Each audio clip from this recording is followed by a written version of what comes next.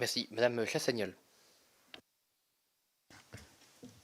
Merci, Monsieur le Président. Merci beaucoup, Monsieur le député, pour la clarté de vos propos. J'aurais 3 questions. La première sur la situation d'influence continue ou de déstabilisation des démocraties qui s'apparenterait, si j'ai bien compris, selon vous, à un état de guerre. Est-ce que, puisqu'on est dans cette situation d'influence, donc de quelque chose de licite, est-ce que selon vous, il faudrait qu'on revoie la frontière entre ce qui est licite et illicite, étant donné que ce n'est pas la première fois d'ailleurs dans cette commission d'enquête qu'on voit que c'est cette frontière qui parfois peut poser question, et également dans les mesures qu'on peut mettre en œuvre pour essayer de lutter contre ces ingérences, voire contre ces influences. La deuxième question, un peu subsidiaire, c'est sur l'influence sur les réseaux sociaux. Est-ce que, dans la mesure où ça va être une influence sur les valeurs démocratiques, sur parfois sur les mœurs, sur des orientations politiques, vous avez parlé du nationalisme qui peut être poussé également, à partir du moment où ce sont des choses qui sont là aussi de l'ordre de l'influence, est-ce qu'il faut porter une attention spécifique à ces sujets-là, ou est-ce qu'il faut réellement les condamner?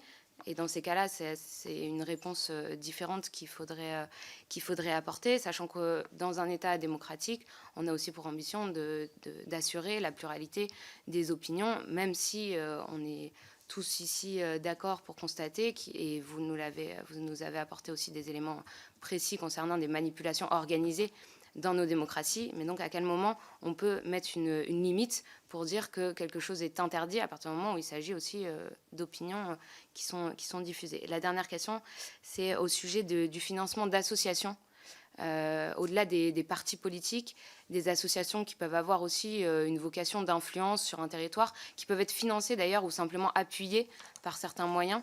Est-ce que vous avez des exemples, ou en tout cas, est-ce que ça vous est remonté, qui avait cet appui à des associations qui pouvaient faire un travail d'influence, de rencontre, de personnalité, parfois d'influence culturelle aussi, dans un premier temps, puis ensuite d'assurer davantage de rencontres, voire de la corruption par la suite. Je vous remercie. Merci beaucoup. Sur la déstabilisation de nos démocraties et la guerre hybride, c'est justement une guerre hybride, c'est-à-dire que c'est tout le problème, c'est-à-dire que c'est pas l'état classique de guerre et c'est pas non plus l'état de paix. Donc c'est un entre-deux, de conflictualité radicale qu'il est très difficile de qualifier en fait. On n'a pas les éléments, les catégories pour le faire. Donc oui, ça pose la question d'une redéfinition de ce qui est licite et ce qui ne l'est pas. Un exemple concret qu'on se pose d'ailleurs, et qui est un débat au sein de notre commission depuis longtemps, c'est la question de que font nos dirigeants une fois qu'ils arrêtent d'être nos dirigeants. Est-ce qu'on interdit à nos dirigeants de travailler dans le privé? Ça pose, enfin, je veux dire, on ne va pas faire des gens stipendiés à vie avec comme condition de possibilité d'existence le fait qu'ils aillent travailler nulle part.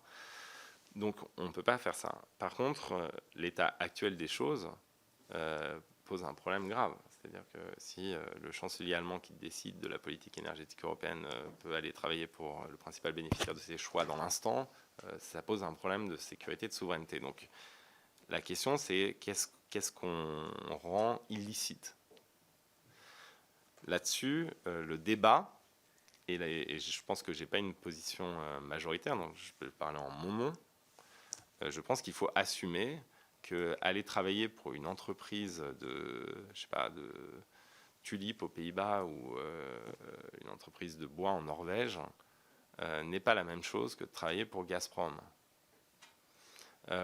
Mais ça suppose d'établir donc des listes d'entités dangereuses. Je pense qu'un investissement, et c'est la même chose sur les investissements, un investissement d'un céréalier brésilien ou de Costco, ça ne représente pas le même risque pour notre souveraineté. Et donc, il faut, à mon avis, établir des critères objectifs qui permettent ensuite d'établir des listes d'entités pour lesquelles nos gouvernants ne peuvent pas aller travailler. Ce serait une redéfinition du licite et de l'illicite en l'occurrence. Et ce qui supposerait d'assumer une forme de conflictualité politique ensuite avec le régime chinois ou le régime russe en l'occurrence, si on prend ces deux compagnies-là. C'est pour ça qu'il y a une très forte réticence, si vous voulez, à le faire. Parce que je comprends le caractère explosif politiquement de la publication de telles listes d'entités problématiques. Mais il n'empêche que, sans réflexion là-dessus, on ne trouvera pas de solution, parce que c'est pas, honnêtement, aujourd'hui, on parle de 6 mois de période de refroidissement. C'est une discussion, un débat qu'on a au Parlement européen, c'est-à-dire d'une période pendant laquelle vous ne pouvez pas aller dans une entreprise qui fait du lobbying auprès du Parlement européen pendant les 6 mois qui suivent la fin de votre mandat. C'est très faible comme type de mesure. 6 mois, c'est le temps de digérer votre défaite électorale, de partir en vacances, et vous revenez, vous vous installez, ça ne change pas grand-chose en réalité. Si Gerhard Schröder avait dû attendre 6 mois au lieu de 3 mois, je ne vois pas en quoi l'histoire aurait été totalement différente. Donc oui, je pense qu'il y a une vraie réflexion à faire. Il faut faire attention quand on fait évoluer la distinction entre licite et illicite. Il faut toujours prendre des pincettes. C'est compliqué. Je ne dis pas que c'est un coup de baguette magique, mais par contre, il y a une nécessaire réflexion de la représentation nationale et de la représentation à l'échelle européenne là-dessus.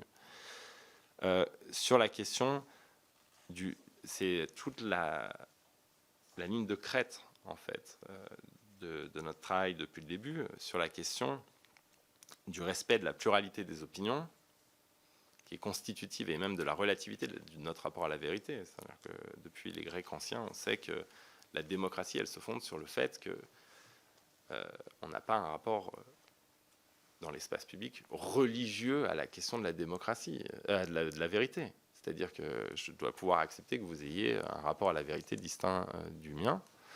Et c'est ça qui fait le débat démocratique.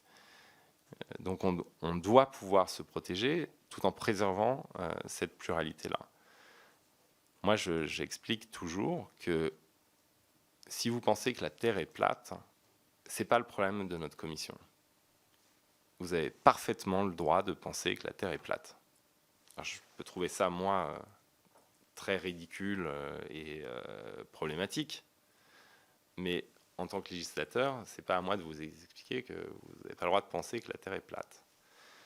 Par contre, si un État étranger organise une campagne pour que vous pensiez que la Terre est plate, et que non seulement vous, mais des centaines de milliers ou des millions de concitoyens pensent que la Terre est plate, là, ça devient un problème pour le législateur et pour les gardiens de la cité, si vous voulez. Et donc, moi, je pense que... C'est pour ça, d'ailleurs, que je préfère le terme de campagne de manipulation de l'information à ce qu'on appelle les fake news. Parce que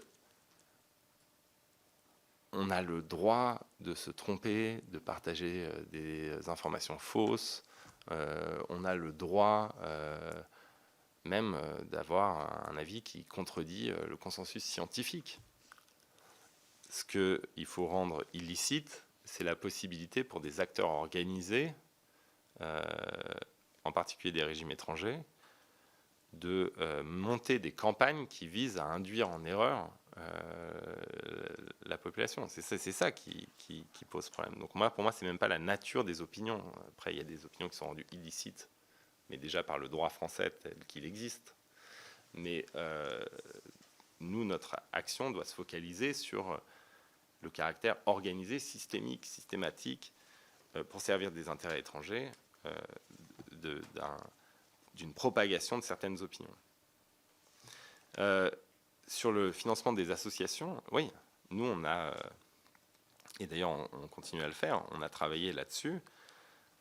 C'est évident qu'il y a un problème dans le financement de certaines organisations de la société civile, mais aussi de think tanks, et qu'on doit avoir pour le caractère, si vous voulez, honnête du débat public,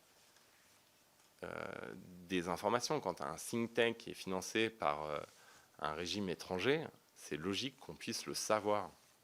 Puisqu'ensuite, quand vous allez produire une analyse, je pense que l'origine des fonds peut parfaitement entrer en ligne de compte au moment de produire de l'analyse.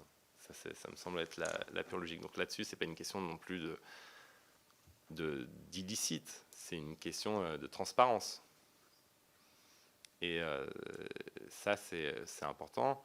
On cherche à faire évoluer justement le règlement du Parlement européen là-dessus, et sur la nécessité de transparence des organisations qui viennent, par exemple, témoigner au Parlement européen et sur les requêtes qu'on a sur leur niveau justement de transparence.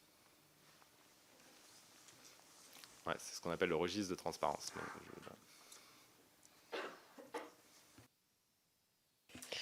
Merci, Monsieur